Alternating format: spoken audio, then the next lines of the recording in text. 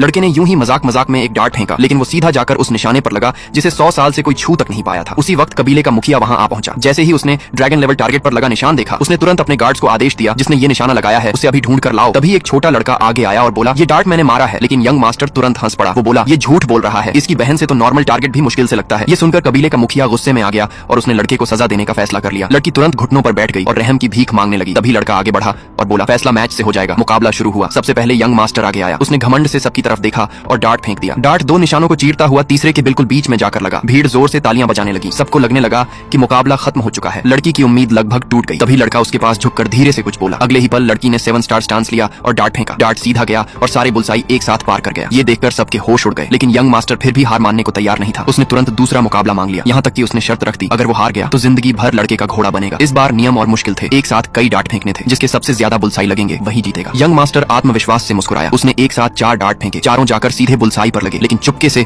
उसने एक डार्ट लड़के की तरफ भी मोड़ दिया। लड़की तुरंत बीच में आ गई और खुद घायल हो गई। अब वो मुकाबला जारी नहीं रख सकती थी। लेकिन लड़का बिल्कुल नहीं डरा। उल्टा उसने कहा, टारगेट दोगुने कर दो। फिर उसने अपनी आंखों पर पट्टी बांध ली और बोला, तुम लोगों को हराने के लिए मुझे देखने की भी जरूरत नहीं। ये सुनकर सब उसका मजाक उड़ाने लगे। सबको लगा वो जरूरत से ज्यादा घमंड कर रहा है। लेकिन अगले ही पल लड़का हवा में छलांग लगा गया। उसने दोनों हाथों से एक साथ 8 डार्ट छोड़े। हर डार्ट बिल्कुल सटीक निशाने पर जाकर लगा। पूरा मैदान एकदम शांत हो गया। सब लोग सदमे में उसे देखते रह गए और घमंडी यंग मास्टर को सबके सामने घुटनों पर बैठना पड़ा। अब वो सच में लड़के का घोड़ा बन चुका।